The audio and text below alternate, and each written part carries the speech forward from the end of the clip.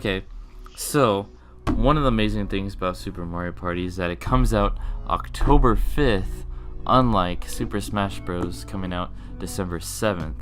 So it comes out 2 months earlier than Super Smash Bros. Ultimate. Okay, what's your next thing?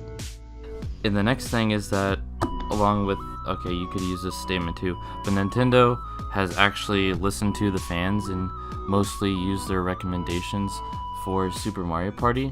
So unlike the previous Mario Parties in Mario Party 10 and 9 or whatever, how they used the car mechanic and made the game a lot more luck-based, they actually switched it back to the good old board game, and where you can actually throw dice and move across the board just as one character.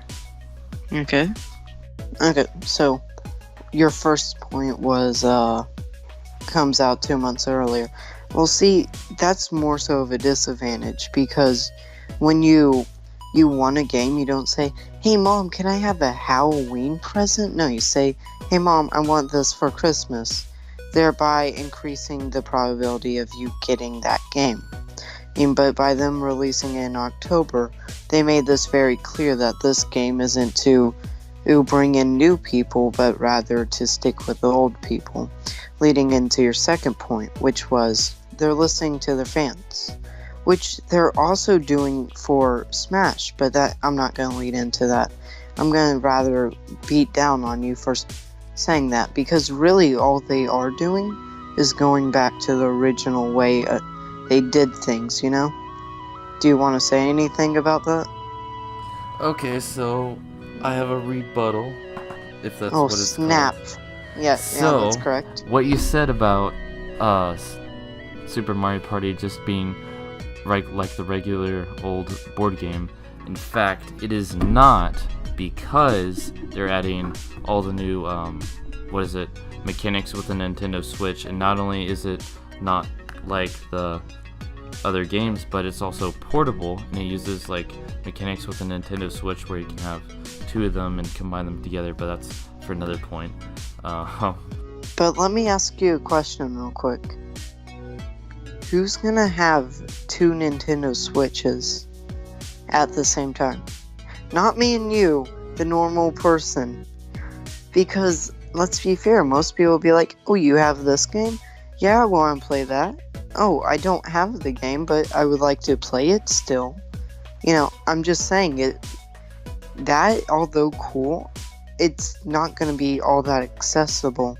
Smash Bros. Ultimate is more so listening to the players by giving characters that the people requested and actually caring, which is new for Nintendo. Which is rude, but true. Not to mention that the items that they're adding, well, I want to actually say this rather. The support trophies, putting more characters as support trophies, is actually ingenious, because then you don't have, there's like 50 characters, but only 2 of them aren't crap, which allows you to be like, I still get to see my favorite characters yet. It's more so fun. Not to mention that they have duos, which is super ingenious, because it allows you to be like, I don't want to play as Peach, I want to play as Daisy, even though they play the same. Just because, I like Daisy more than Peach, Those are my points. My first point was Nintendo was listening to their audience. Which they haven't done in a long time. Actually, I don't think they've ever done that. New concept. Smash. So, new concept. But the thing about the assist trophies, I want you to go deeper on that. Like, how does having more assist trophies rather than having them as characters make it more fun, or how does it make it better? Okay. When you sit down and play Smash, what's your favorite part? Looking through 24 characters or fighting? I mean, it's better to have assist trophies because you can still see the characters, but not in a screen where you see 1,000 other characters. Not to mention, you still fight the assist trophies. Okay, so 3 points. I'm pretty sure if any of you have seen the directs or the YouTube channels playing Super Mario Party, but if you've paid attention close enough to them actually playing the game and the details within the game, you'll notice really small, amazing details, such as like, you know, the animated player cards. Whenever you're done playing the mini games, and then when whoever like goes out on top, like they get first place, and it makes like them happy, and then the other players are sad. That's one of my favorite additions to the game, and actually it's not so much of an addition, but as sort of reinventing what they did in the older games. Because if you noticed in Mario Party 2, they also had the same idea, but in this one it's just more smoothly put together. Like, you know, it's better technology, so they're better able to implement it. And to go along with that, they have mixed a whole lot of old ideas from the old past Mario Parties with the new ones, such as I think they've made a lot better minigame choices, such as the punny names with the little puns in them, you know, those minigames. I do like that, yeah. I love that, and I've seen like a bunch of minigames that I actually think would look really fun just because I just see their name and I'm like, oh, that sounds like an actual really cool game. And your final point to close it all out? The game has very high replayability value. Now what I mean by that is that there's a lot of features in the game and a lot of things that you'll probably not see your first time playing through, or the second, or the third, or the fourth, you know. You have to replay it a lot, which makes it a good value game. Now, what do you have to say? What you said, which is all fair points, they are all just kind of like, oh, this shows that Nintendo cares, which is important, yet you didn't say anything about gameplay throughout the whole thing. You talked about the board game aspect, but we've already seen the board game aspect. Okay, my second point, which isn't bashing you, is Smash is killing off people in the trailers. They blinded Splatoon Girl, they killed Mega Man, they killed Luigi, they killed King Dedede. I mean, like, how cool is that? It shows how extreme they want this game to be. They're showing it as being like, this is the end-all, be-all Smash, and they named it appropriately Smash Ultimate.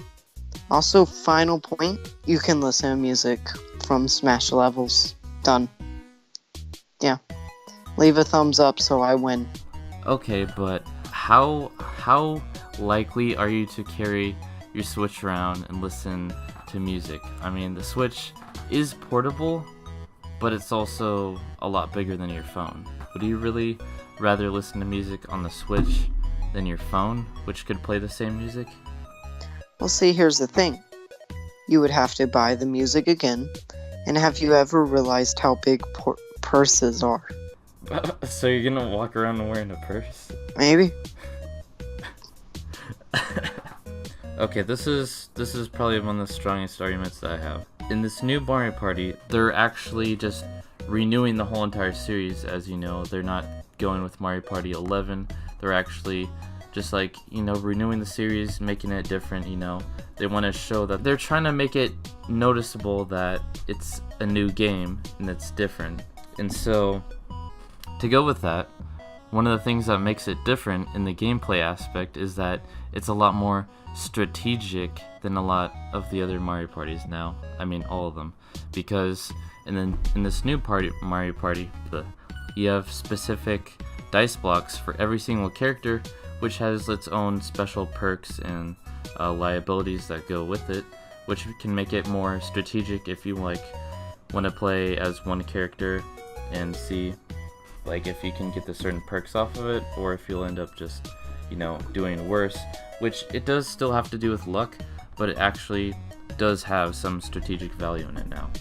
And I'm pretty sure you've seen the mini games in the videos. There's mini games in Super Mario Party? Yeah, okay, now that's actually another point I want to add up. In Mario Party 10 and Mario Party 9, you could go the whole entire board game, the whole entire playthrough of the game, without encountering like 5 mini games. so they weren't like mandatory. You could skip them. It always depended on the space that you landed on. However, in this one, they're going back with the old idea to where you have to do it every single turn. And once you get into that minigame option screen, one of the things that I really like is that you can practice without even having to press a button and the game having to load. It's already there on the menu screen before you start the minigame. So you can get a feel for what the minigame's like, but not like actually spoiling it too much to the point where you're like an expert at the game. And that's also a thing that was also in the previous games, such as not Super Mario, but Mario Party 2 and 3, I believe. Some of the older games had practices like that. I'm gonna close it off because why not? You started, I close it off. Boom. I would like to say this. If you were gonna sit down on a couch with 8 friends, no one would say, I want to play Mario Party, because it's a 4-player game. I'm just saying, like, Super Smash Bros. Is, like, more accessible to people. And on top of that, I feel like it's more recognizable. And for next week, we're going to be doing Kindergarten 2 versus Heartbound. Good night, America. Hey, I'm back. And if you guys like this video and also like this type of content, then please consider to like or even maybe subscribe to see more similar content come out soon.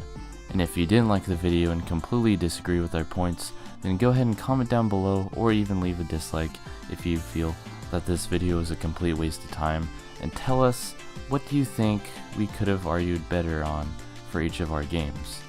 Anyways, I will catch you guys in another video. Goodbye.